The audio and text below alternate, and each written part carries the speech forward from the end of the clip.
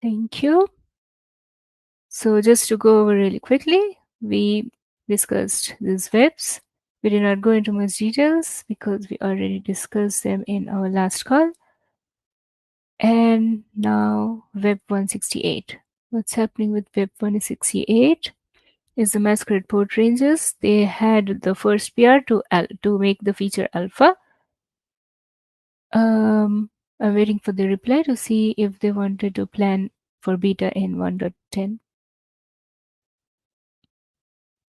Then there's 307, which is an old proposal being documented for preserving history.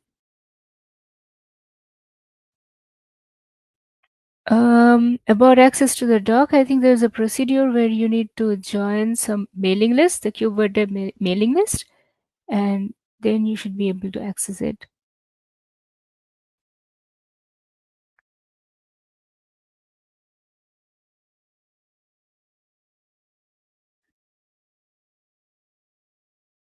So next we have 307, which is the web about preserving the history. So it has an NCTM and I think it needs an approval now. Please take a look. Then we have Web 374, which is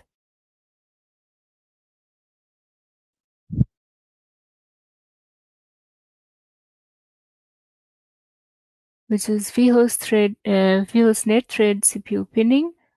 This one is new. Oral, do you know more about this one? Yeah, we've discussed this one briefly last time. I think that Eddie can speak more about it as he is more involved in the solution. This is the one. Who is the author of this web? Jed. Yeah, I think that as far as I remember, I don't think they were in the right direction. And this is a network problem with it's like a joint SIG network with SIG compute issue. The network part is the performance, how optimized we are performing in the network section, and the compute part is about assigning the relevant CPUs on the host so it will be really optimized. I can share the technical details, but I'm not sure if you will understand anything that I will say here. So I'm not sure if it's useful. You tell me if you want a briefing. And I don't remember what I talked about last time about it. Maybe an overview sounds good, but I have a very basic question. Do we need to make any implementation changes from network side? So that's like it's about how the hypervisor is deployed and is working. So how the hypervisor is working influences how efficient the network works. So it's not exactly a configuration of something that relates to the functionality of a network thing. It's about the functionality of network in a non-functional. It's a non-functional thing of network, which is the throughput and performance. I hope I was I was clear. I'm not sure if I was. Was I? Did you understand what I said? I need to read the web. This web itself is about the I don't know how to say it. It's about how you assign resources on the host on the node in order for the network part to work efficiently. That's the best definition that I can have. In terms of, and it has to do with how QEMU and is actually working. And I will try to briefly express this. We have the guest, the virtual machine. It can be assigned number of CPUs, virtual CPUs, and each virtual CPU is represented as a Linux thread in the host, in the node part, in the node side. So you will see like in the build launcher pod, you will see inside of it vCPU thread. So it's like a thread per virtual CPU that was assigned for that VM. Now that virtual CPU thread is basically the CPU that the guest sees. But this is not everything. Like for example, the network part, if each CPU, virtual CPU in the VM is working in order to send traffic, for example, to send data to the virtual NIC and everything, you will see this virtual CPU working and exercise. Mhm. But there is also another thread that is on the host side, which is in the pod, in the virt launcher pod, another thread that is responsible. It's actually a kernel thread that is responsible to take the packets from the virtual NIC, from the emulated hardware, to the top device or to some other place. Like for example, in our case, the top device. So it takes the traffic. It takes the traffic from the VM driver there, the network driver, and puts it on the network of the host. That's what I can say about this, more or less. It's a kernel thing. Now they didn't those threads. That the way it works is an application asks to send data. Data goes to the guest kernel, then goes to and then this thread on the host, on the node, takes this data and moves it to the top or to the kernel of the host of the node. Now the other part, the part in our node, those threads were pinned to CPUs that are not that I will say they are not passing real data. They are just they are used for libvirt or for other management little things. So that caused and usually they would have assigned there either one node CPU or I think two, maybe, I don't know. But everyone is competing there on that single CPU. So this is causing a degradation of the potential throughput of the traffic. Mm-hmm. And then there are some users that are throughput to get more juice from the potential throughput that we can provide. And that's it. So the problem is that we are not efficient enough, and that web, I think, tried to give more CPUs maybe, or control the pinning of that kernel thread that I just talked about. So we can assign it to these things, these threads.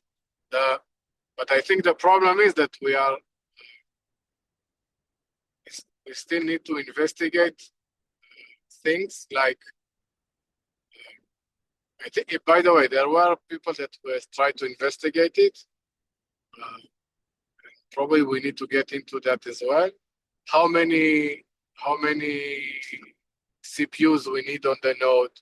Is it efficient even to have one one CPU that handles the vCPU threads and one CPU that handles this network threads. Mm.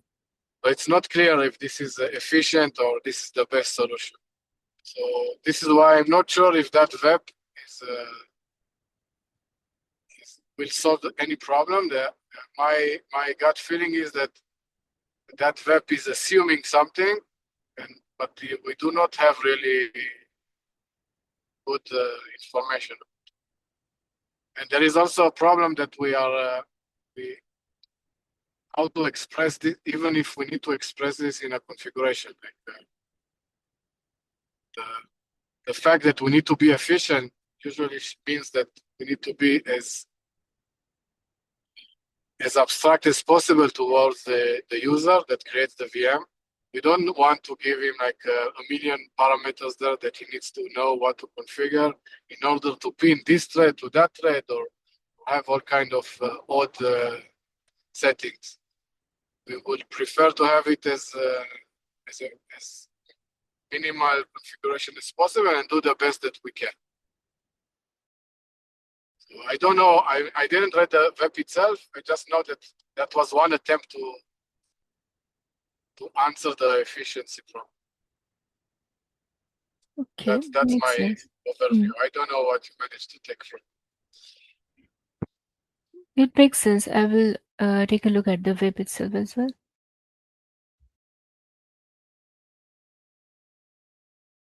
So bottom line, this will need a lot of work to test if the network throughput is being really increased if we do what the web suggests. And by the way, we do not have numbers, good numbers to check this. Like we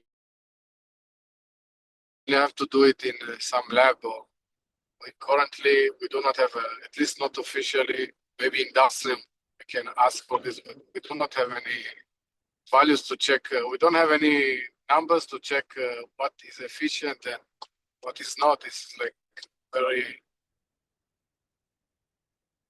Abstract it's a bit kind floating. of. Yeah, it's we need to work on it. It's a research thing. Okay. Thank you. And next we have web 405.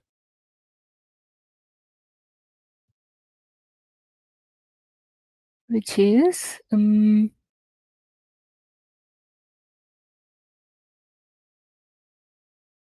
which has a web as well.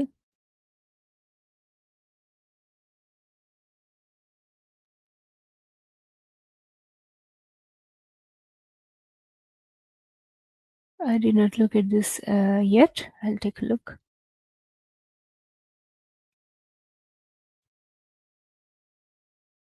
Moving on to the issues. This one was the issue for which web 405 was created.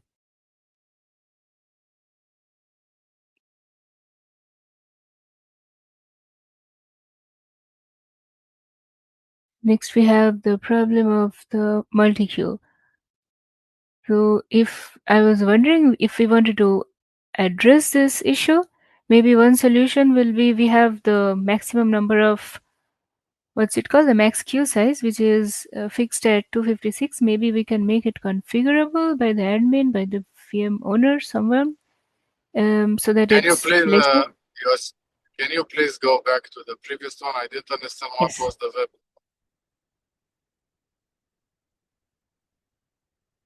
We are supposed to also understand here who is the author, and is it targeted for the next release or it's not known yet? Is this specified there? I need to check. As far as I know, Nir was reviewing it because he reviewed the issue and he asked to create the web. So that's yeah, but I don't know specific person. If there is a summary, or we can understand what is it all about, and is it targeted for the next release, like 110? Yeah, it seems to be targeted for the next release, yes. For alpha. Okay, what is it all about? So they have a VM where I'm trying to remember. Who is the author, by the way? Someone, Yeah, external the contributor. community active. Everyone is external. Okay, so, okay, what they want exactly? They have a VM where the primary interface IP is not routable from the pod network, and they want to still SSH into it. They want to do a virtctl SSH to it.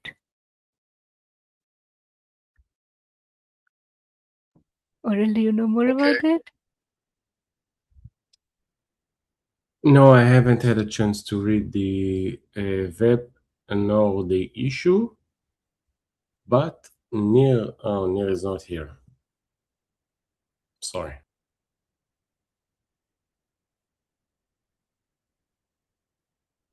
How is near? Nir reviewed it, so he has more info, but I can review okay. it as well and provide you some context. Okay. We need to decide if this is. We should agree at some point. I don't remember when is the feature freeze, but we need to decide if this enters the 110 timeline It's based on the what? The web freeze is in a month and a few days from now. Okay, so we need to either have a different meeting or in one of these meetings, I think in 2 weeks it will be too late. We need to decide.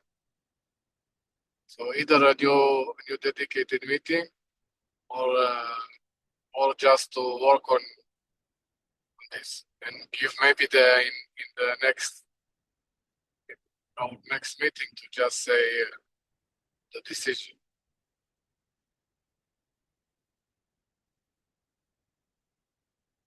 Okay.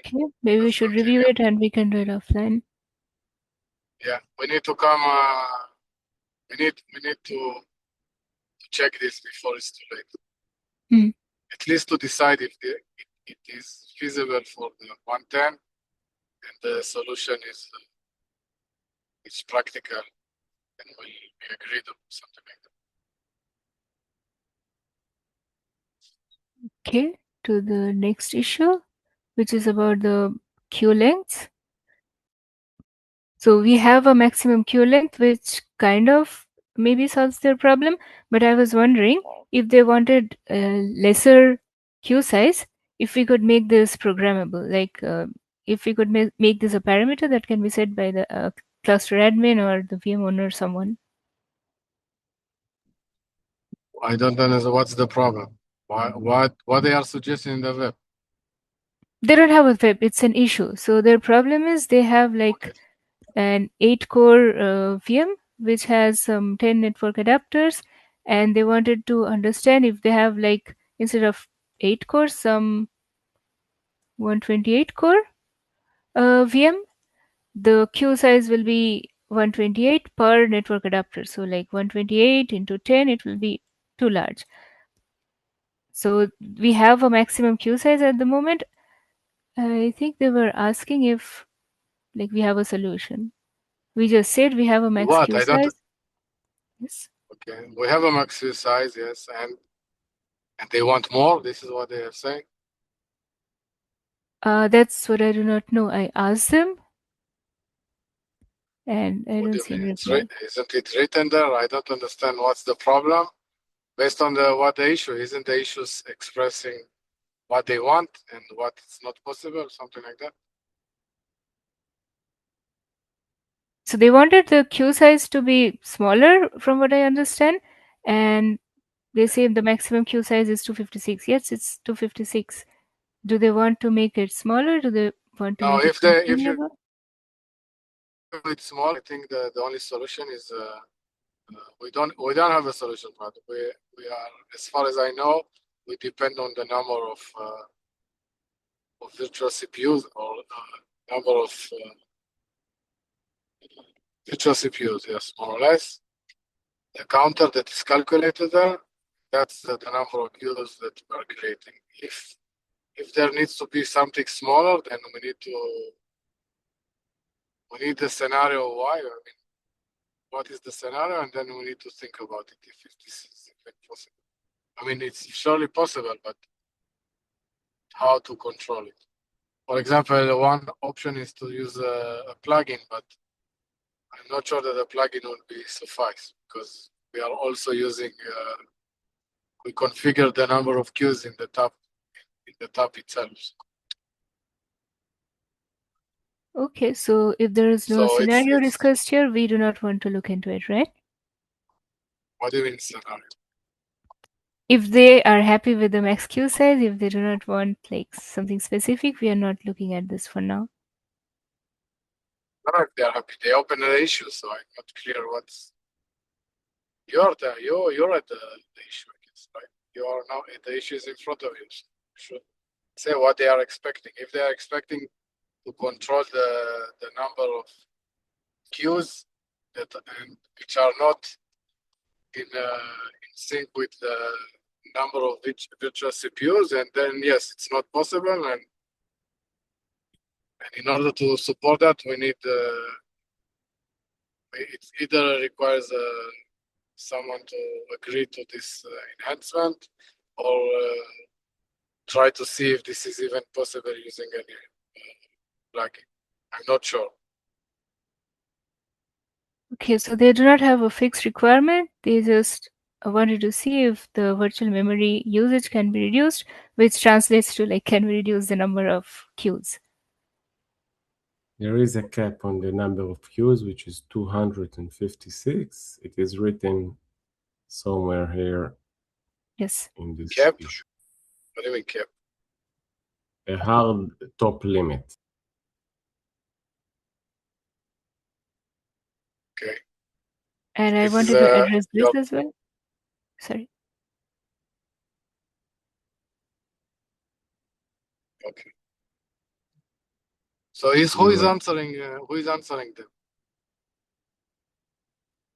The discussion just stalled. Like I CC Jennifer, she wrote something, I wrote something, and discussion stalled. Like there is no additional conversation happening here. There was some person, I think it was, who was it? Let's see. It was Harshita. She asked me if she could work on it. And said to her, yes, but you need to investigate what has to be done. Like, I don't understand what is the expectation of what. Jennifer is a performance expert. She can tell us, okay, you can do this, you can do that. But someone needs to question her.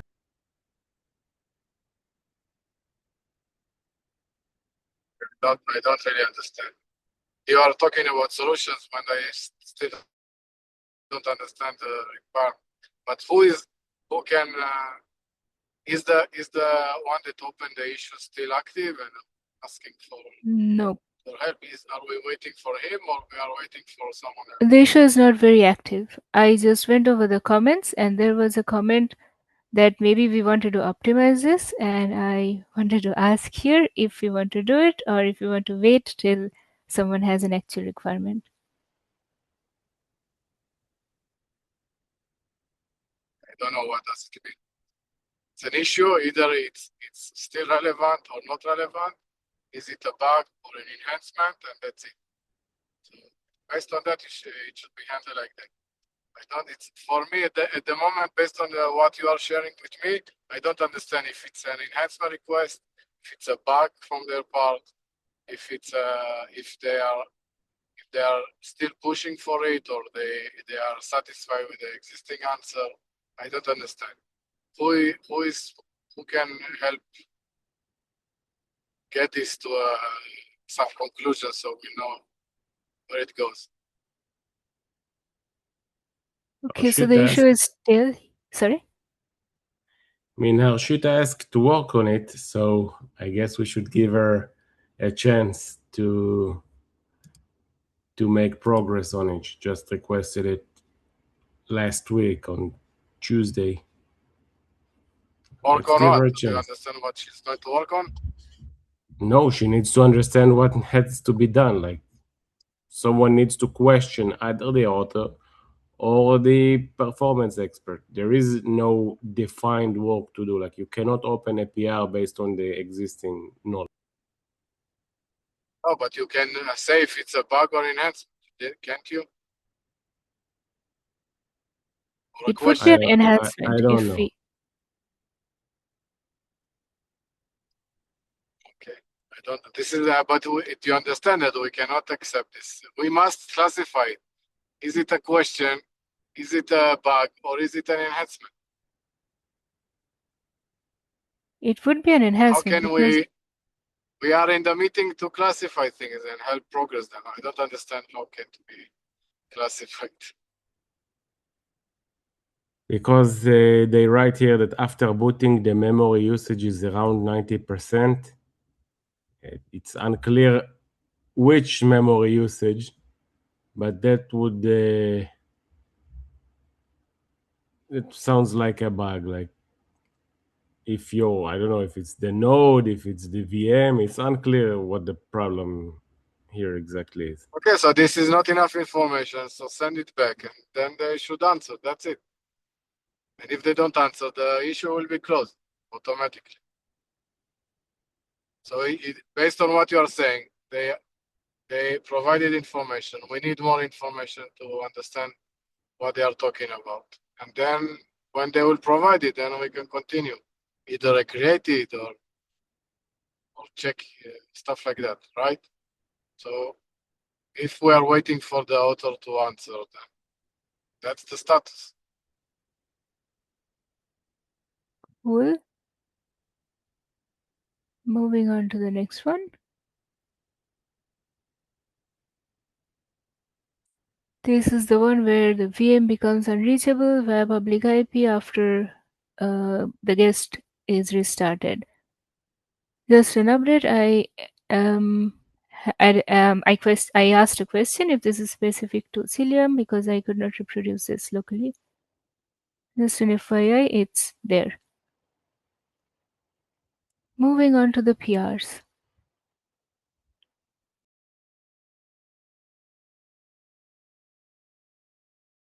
Or do you want to talk about this PR? Hi, sorry. Yes, I think Orel just review it. Yesterday we discussed that we creating Epic for moving phase 1 to conformance, and then the latest Kubernetes will be phase 2. So started that. Orel reviewed it. Thanks. I will address the comments. And that's it about this PR.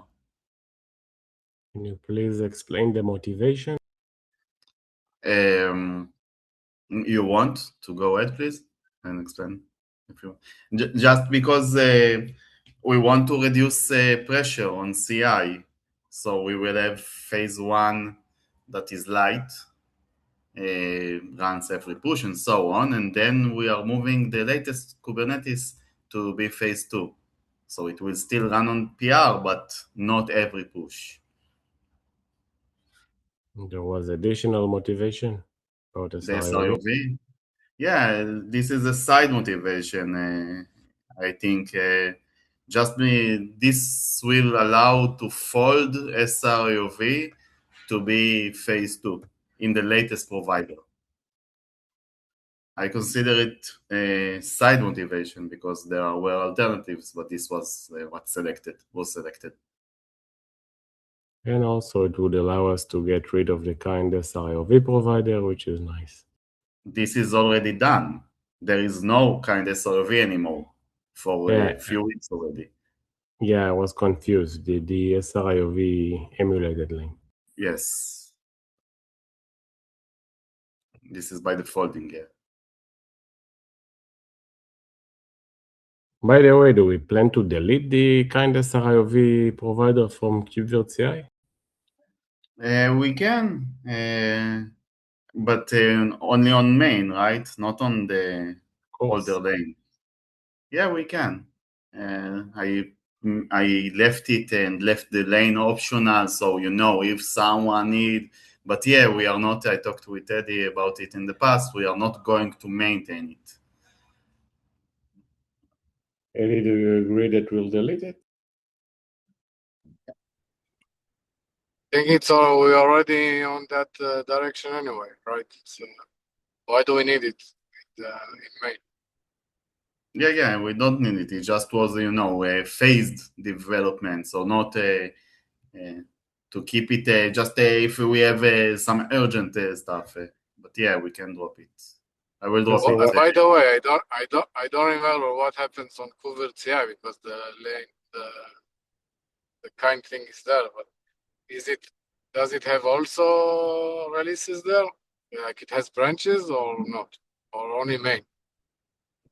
Qvert CI, if each branch has a tag. There are only tags, okay? And each branch of Qvert uses a tag and not moving that tag anymore. There aren't branches, okay? Only tags. So it's So, it's so hard. Yes. no, what happens if they have if there is a problem and they need to update something in like say 3 versions back You with need the to Couvert pray. said that was there? Yeah, you need to What? pray. You need to. We don't have Pray. such option. Yeah, and Okay. even the base image of CentOS is outdated, so you can't provision it out of the blue without X. Its works don't No, touch. it's the image is fixed like to something. That's it. Yes and You don't no. touch it. It's not exact.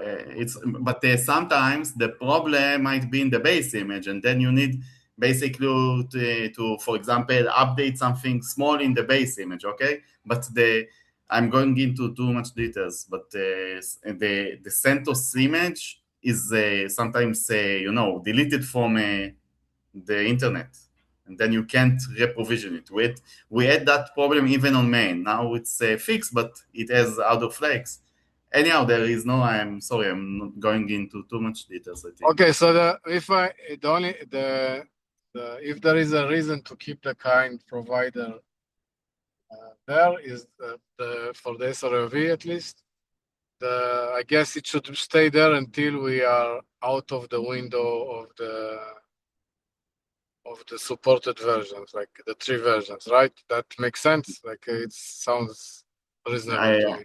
Like just, we just a introduced moment. this in 1.9, so we can keep it until there is no. We are 1.9 is like we are not supporting anymore 1.8. Just a moment. Basically, in this specific case, we can even delete it already. Why? Because the branches have a tag that already frees the existence of that. You understand? We are Yeah, not but going. if you want to fix something, then what would you do? You can't do that. We don't fix retro because you have all the stuff. For that, we will need to branch, and the branch can do. If you branch the old tag, you will anyway have the kind SRV basically. Okay, so it's fine that you delete it on main because you branch from the old stuff. So it's fine. It's safe to delete it from Okay. main. Can we delete Okay. the kind SRIOV lanes from project info? Yeah, of course. It's go together. No, I mean, can we delete just the branches, just the jobs from project info and keep the kind provider in Kubernetes? Sure, we can, but why to do it? It's Just not so we don't. there is If we zero risk. don't, yeah, I understand, but if we are not using the kind provider, like why keep it? I don't know, like is it running in periodics? No. The periodics runs emulated already. Kind SRV is deprecated. It's we Okay. don't need to encourage it. Okay, so can we just delete it from Yeah, project info? yeah, and also I think I will also delete it from Qvert CI if it's okay. That's clean. Project infra is the jobs definition, so you can delete everything that is no longer used, and Kubernetes CI is the actual provider itself that is not in use anymore in main, in 1.9. Can say it like that. But and what I don't mind because you can always return it. But the only risk here is that we, for some reason, you will need to do something with either the previous versions or either the previous versions, or you need for some reason to reintroduce it. But reintroducing this is anyway, you can revert the chamber. I think it's fine to delete it. Yeah, there is no As risk. long, Yeah, sorry. you can always return it in general. And Yeah, and keeping it is like that code. Yeah, totally. Okay. Okay, this is nice to have a cleanup whenever you have time. It's not urgent. Sure, thanks. So if we can continue please on the doc. There are more PRs. Yeah, this is your next PR. This is also from the same series, right? Yeah, it just introduced the new lane that we discussed in the previous PR. Okay, there is a new lane that runs on phase 1, and these PRs also, I think, demote the latest to be phase 2, and that's it. Okay, it's the project info side of it needs to get in after. Yeah, after. Yeah, depends on. So it depends on it. Okay. Yeah, there is old. So the first one is it already? So you got review from Orel, right? So yeah, I need to address it. So it's in ongoing. Okay. Yeah, thank you. You have attention. Yeah, thank you. But there are more, yeah, in the list. Please. Yeah, the next one is this one. What's happening here?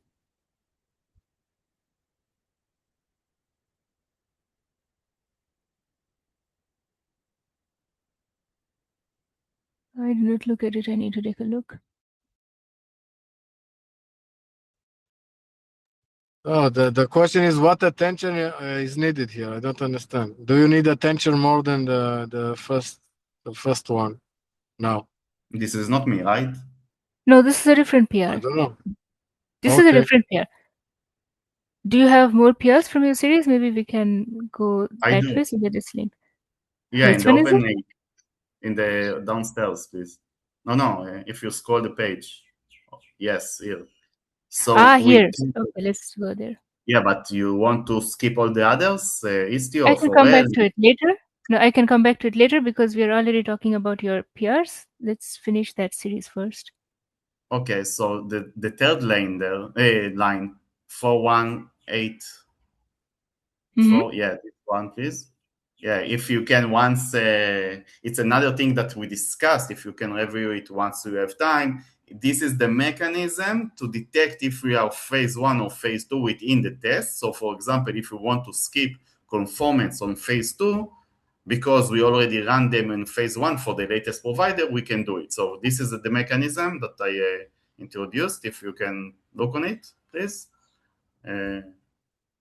This is again under the same epic that we discussed yesterday. So this is the optimization in order not to run the same the phase 1 again in phase 2, right? Yeah, the conformance. Yeah. Okay. So can you please make sure this is clear in all the nice wording that I don't understand all this heavy duty wording. It makes me dizzy a bit. Just make sure this is in the simplest way, something that tests that run in phase 1 are not running on phase 2. That's enough for me to understand. Okay. I will understand at least from you. If it's not, if it's already written, then you are good. Maybe it's written, yeah, but in the second phase. I don't know. I'm just saying. So this is, by the way, I saw it in several PRs in general.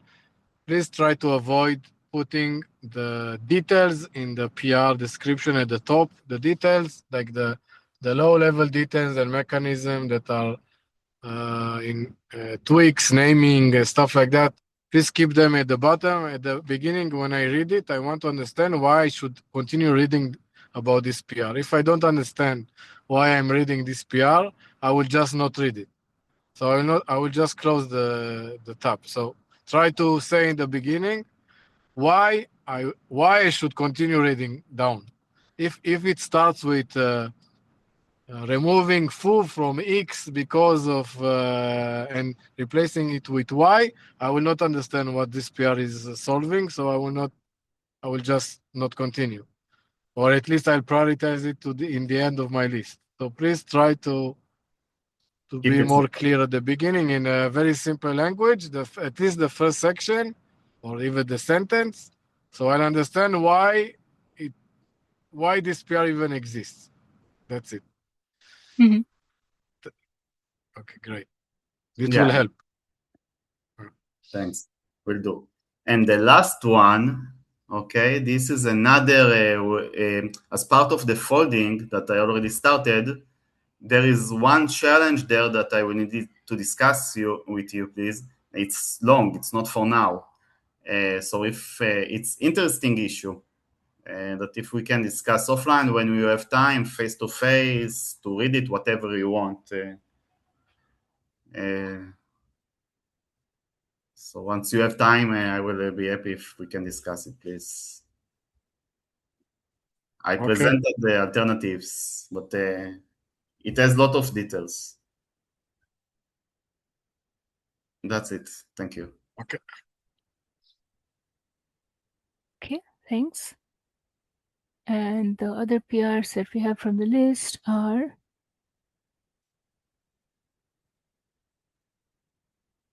pod controller, verify VMI API exists before clearing pod expectations.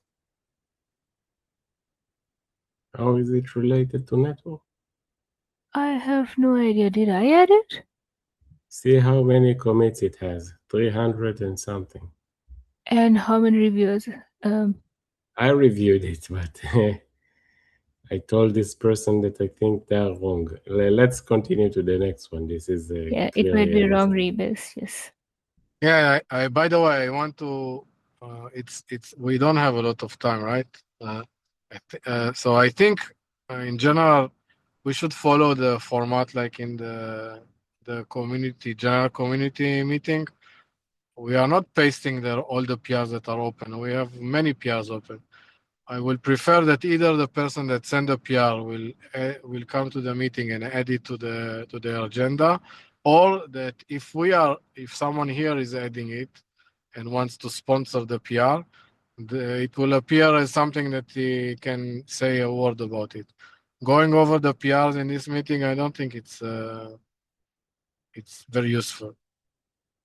Do you understand what I mean? I mean, it's fine that we can decide that we should go over it during the week and then add it to this document if we see it's interesting. But I will not want to see here everything. I want to see things that are processed a little bit, at least understanding why or what's the idea, what's the question, stuff like that. Otherwise, it will never end. It will never end. Makes sense. Yes, I'll do that. So the next one is this one. Or really want to talk about it? Oh, this was a one very is small not PR. Yes. critical. Yeah, you can skip it. Yeah, I will add an NGTM sometime soon. I mean, after reviewing, and then it can go to the approvers. The next one was one of the cleanup PRs from Dan. Please take a look. It's a code quality PR, but not very urgent. And then we have this one. Someone please approve it. It's a very, very small PR, and it's been sitting there for a long time. Do you know who can approve it? Maybe Eddie, you can approve it? Eddie can approve it. It is a follow-up to something he requested on some other PR. Yes.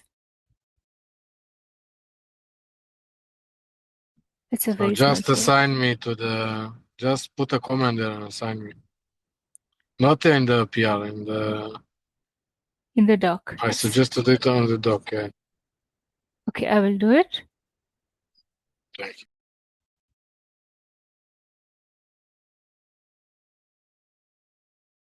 And there was a Slack thread which I tried to answer, but I did not understand very in details what's happening there. We can go over it very quickly if you want. What's happening? Not this channel, it's the other channel. Someone was migrating VMs using the MTV toolkit thingy, and they had a VM which was like this. And after migration, they did not get a default pod network, and their IP did not show up. So what I gathered from here is maybe they already had like a secondary net which translated to a secondary network in KubeVirt. And if you already have a secondary net or any network, it will not inject a default pod network. But I'm not sure why they did not get an IP. So if someone can also take a look, that will be very helpful. By the way, I think that this specific question is a downstream question, not an Okay. upstream one. Okay. Moving on to the next one. Open floor. Ariel, you want to talk about this? Yes, we used to test with Istio version 1.26, which was end of life. Now we test with the latest version, which is not end of life. And it is something that we need to take care of. Like we have many dependencies, Multus, Istio, SRIOV components. We need to make sure that they are recent and not from many years ago. That's it. Maybe we should have a bot somewhere which tracks the dependencies and their EOLs. Yeah, the problem with automation is that someone needs to take action. And Yeah, I mean someone that will come and nag us that, hey, you have something which is going end of life, do something about it.